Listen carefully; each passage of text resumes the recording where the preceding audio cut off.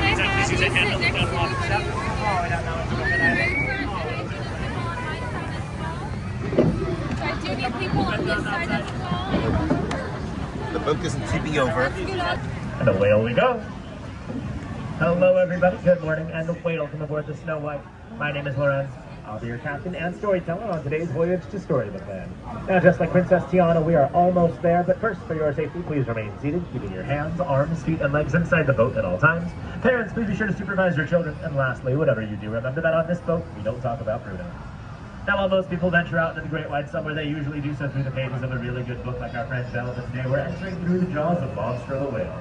The same whale who almost ate our friends Pinocchio and Geppetto, but Hakuna Matata, everybody. It means no worries.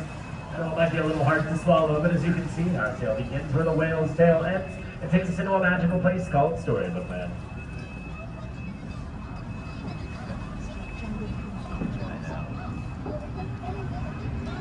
Now, if you thought Monster the Whale was scary, just wait until you meet the big bad wolf coming up on the left-hand side of the canal. He's always after the three little pigs who live on the island across the way in a house made of straw, a house made of sticks, and a house made of 100% guaranteed wolf-proof bricks.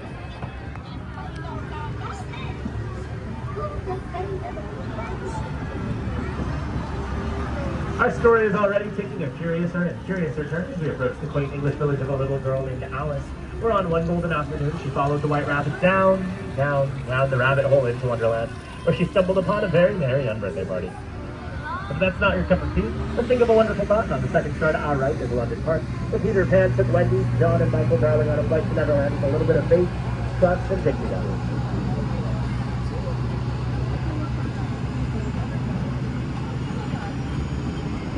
One jump ahead across the canal is Agrabah, city of mystery and enchantment, where a street rat named Aladdin stole the heart of a princess named Jasmine.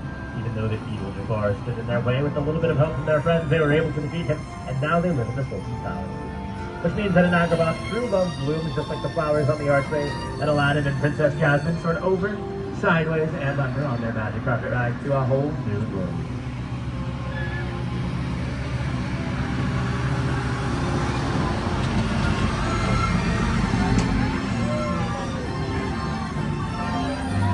Well, all good stories have their moments of love and their moments of light. Sometimes they go to some pretty dark places too, just like the Cave of Wonders.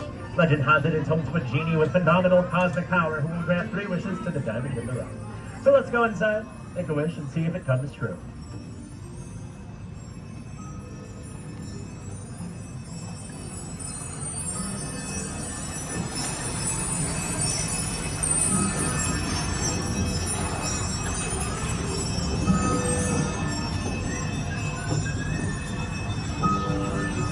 For a safe place to stay, then on the right-hand side you'll find the cozy forest cottage of the 7 dwarves, just like Snow White did as she fled from the evil's reach.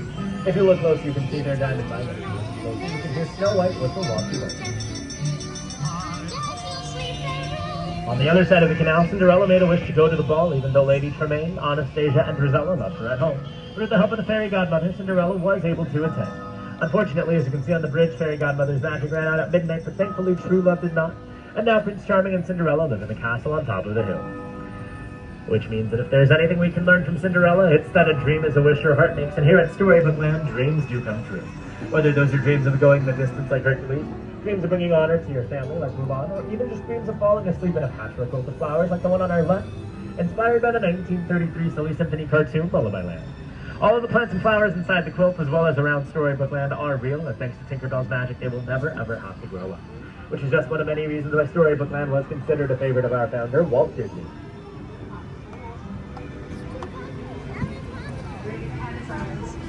And speaking of enchanted flowers, it was a flower enchanted with a drop of golden sunlight that gave Rapunzel's hair its magical glowing powers. Rapunzel's hair got her and the outlaw Flynn Rider out of some tangled situations as they made their way to the floating lanterns, where at last they saw the light and found a new dream in each other. And if you look closely along the canal, you can spot some of Flynn Rider's wanted posters, but it looks like they just can't get his nose right.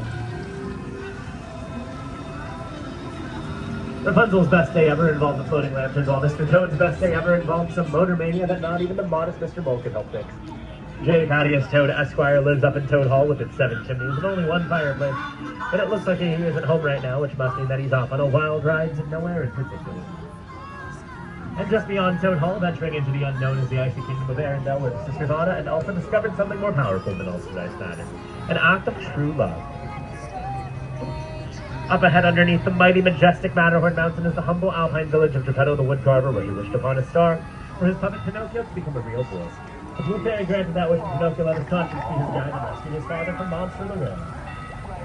Before we leave Arendelle, if anybody needs anything, I hear that Wandering Oaken is having a big summer blowout.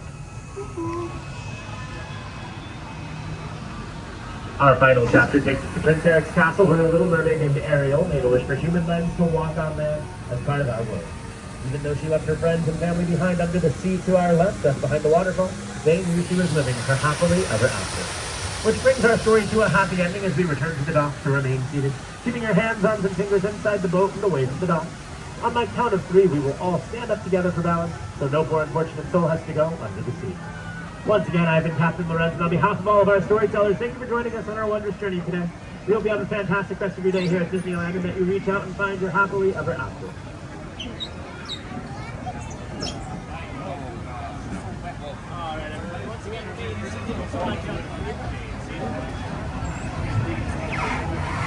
On my dog side, watch out with those hands, arms, and fingers.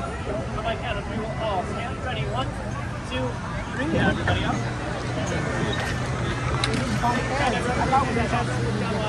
Step to the left for the water. Have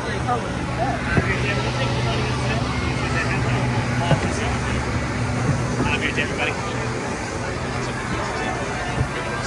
Then they had like 4-year-old.